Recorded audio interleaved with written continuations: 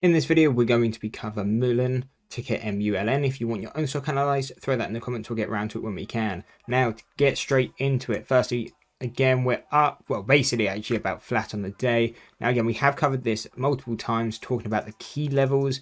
Again, if it starts pushing, like kind of breaking it out, whether that's a short squeeze or just a big hype move, how we would look to trade it. But for the people potentially bag holding or maybe looking to average down their positions, or again, maybe they're just looking to trade it, what are key levels to be paying attention to? So firstly, I want to know what is firstly the key range, because since we've broken this dollar range, it's a bit kind of a range bound stock. So we can kind of see between kind of 68 to about 80 cents. This seems to be its relatively new range. So again, potentially could be looking for range bound trades within here.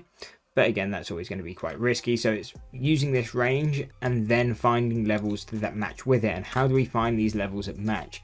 So then what we would do is go over to a standard deviation chart. Again, normally we would use a 6-month and a 1-year chart. But again, we've already done the analysis on it like that. You can go and check kind of the videos back or before this to see that. But these are for people, again, like we said, bag holding, looking for that day trade.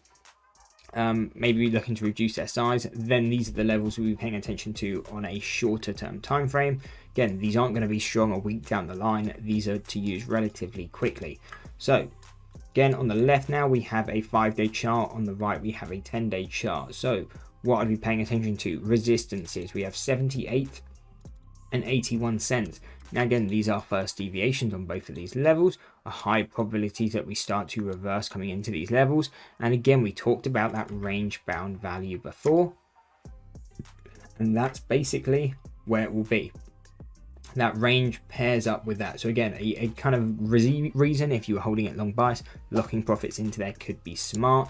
And again, maybe if you're trying to trade it short bias or whatever, again, because this range is going to be a high likelihood that we start to kind of pull back off this level, this is a level to be paying attention to.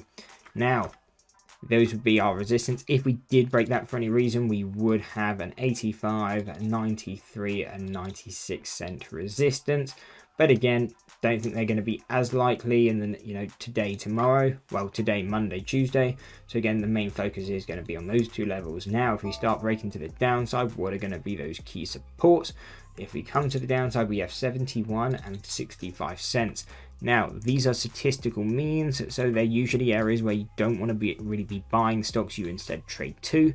So again, if we were shorting that range there, we would trade to the 71 cent range. But if we're looking to buy, or again, potentially looking to average down, well, firstly, you can average down in this range or below, because again, this is fair value. This is really where you want to be buying or below. That's the absolute high we would be looking to buy. But again, if we can break that 65, then where are potential bounce levels? We have 63 and 55 and 50 cents as support. So again, it could be waiting for that break lower to try and buy these levels. If you're looking to either, again, lower down your average, or if you're just looking for bounce levels, again, these would be the 3 key ones.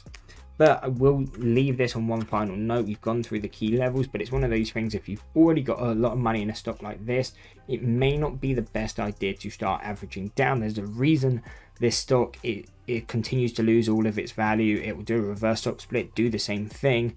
It's because either the investors don't believe in it, shareholders don't believe in it, or again, they just a fundamentally weak company. So it's one of those things, do you really want to be throwing more money in a losing position just to try and get out break even? Or should you be throwing your money into winning positions or high probability chance of working positions and just count that as a loss? Again, that's always going to be down to you, but it's one thing to think about instead of averaging in if you're especially down quite a lot in a stock like this.